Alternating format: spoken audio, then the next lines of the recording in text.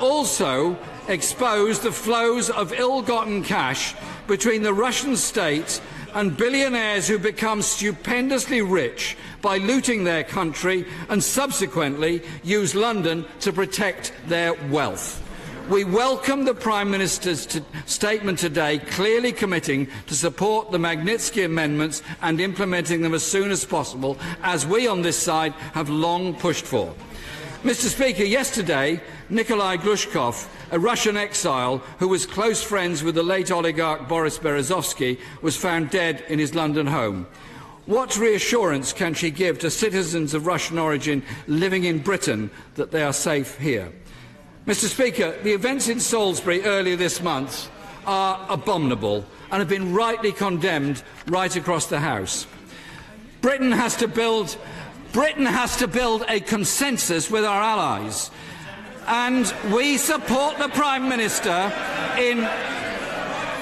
Mr. Speaker, we support the Prime Minister in taking multilateral action and firm action to ensure we strengthen the Chemical Weapons Convention, to ensure that this dreadful, appalling act, which we totally condemn, never happens again in our country. The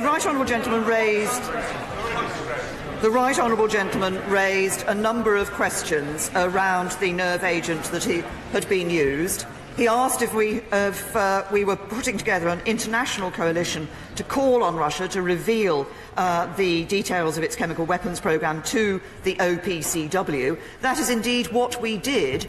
We gave the Russian government the opportunity, through the démarche that my right honourable friend, the Foreign Secretary, delivered to the Russian ambassador here in London earlier this week, to do just that. They have not done so.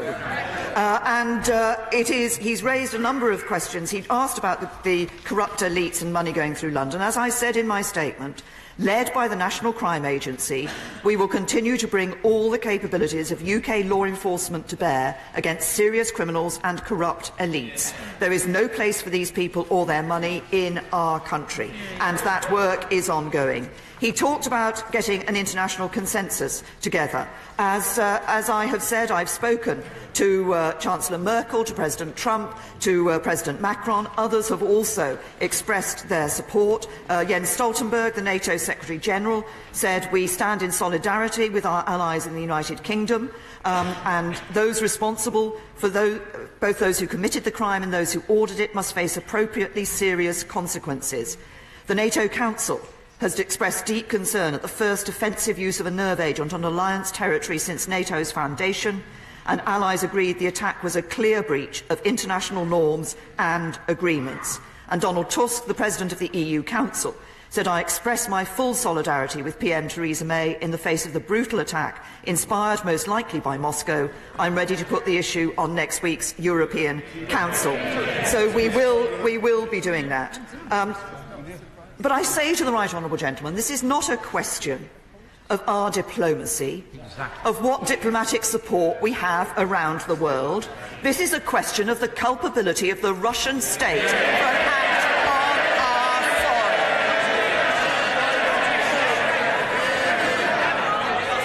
soil. And he said that we should be trying to build a consensus. It's clear from the conversations I've had with allies that we have a consensus with our allies. It was clear from the remarks that were made by backbenchers across the whole of this House on Monday that there is a consensus across the backbenches of this House. I am only sorry that the consensus does not go as far as the right honourable gentleman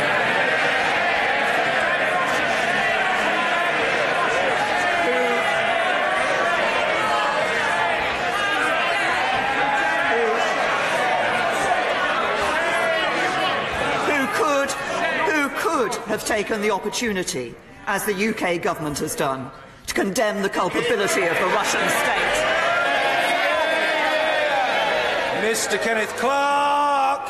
Mr. Speaker, it seems to me, without any access to closed information, that the choice of this particularly bizarre and dreadful way of killing an individual is a deliberate choice by the Russian government to put their signature on a particular killing, so that other defectors are left in no doubt that it is the Russian government that will act if they're disappointed in any way by their actions. Now, in the light of that, the only sensible question that the Leader of the Opposition asked was what consultation we propose to have with NATO, the other European countries, with the American government, about positive action that could be taken to prevent this continuing defiance of international law with the defiance of all the rules on testing and possession of chemical weapons. It's not just a question of expressing our anger about Salisbury. This is actually a serious threat to the safety of the Western world, unless and until we all do something together to actually start getting the Russians to do something, as opposed to simply ignore us. Well said. My right honourable friend and learned friend is absolutely right, and that is why we are not only talking to allies bilaterally, but there will, as I understand it, be a meeting of the NATO Council tomorrow, at which this issue will be considered. As the President of the EU Council has said, he will be putting this on the agenda of the European Union Council meeting at the end of next week. And my right honourable and learned friend is absolutely right.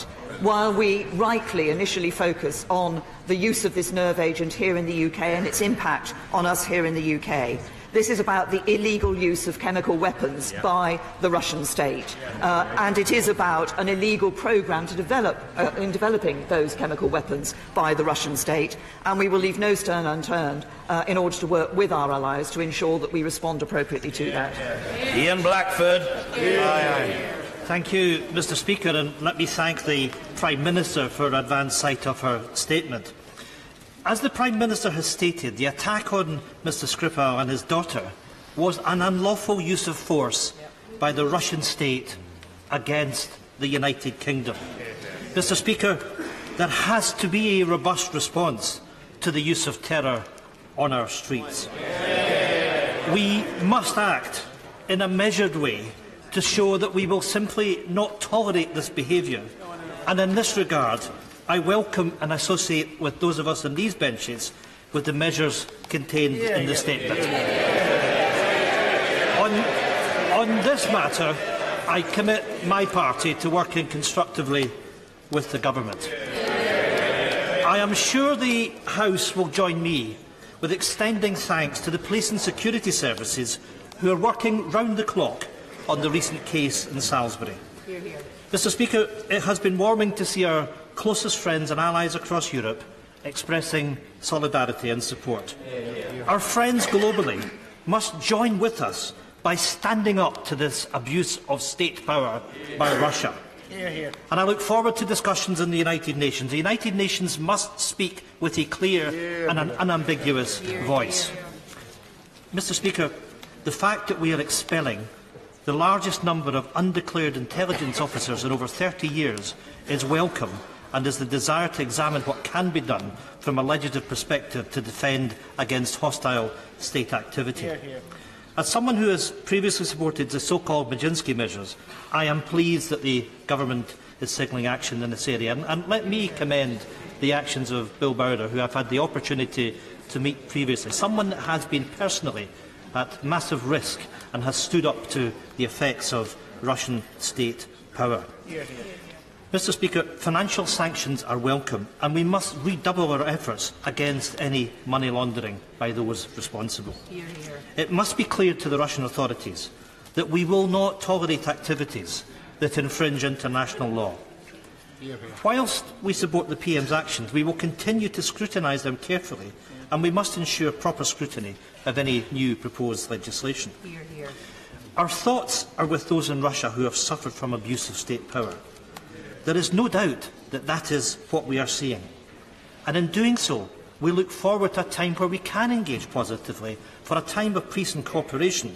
But the only response today must be a robust one towards the Kremlin and to Russia. Can I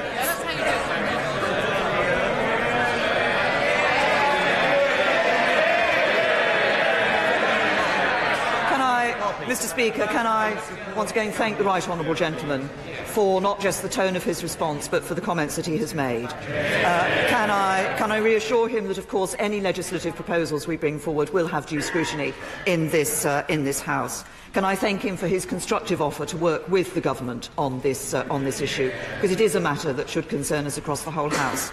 And can I reassure him that, although I have made reference to a number of allies who have spoken in support of the United Kingdom in this, others have too. Canada, Australia, for example, have also been very clear that a robust response is appropriate to this. And once again, I welcome the comments made by the right honourable gentleman. Mr. Ian Duncan-Smith. Mr. Speaker, may I commend my right honourable friend for her strong leadership and in rising to this challenge. As others have shown, they also, too, in positions of leadership, have risen to the challenge. I'm only sorry that others in such positions have fallen well short. Can I ask her, in the conversation she is due to have with her allies, as she's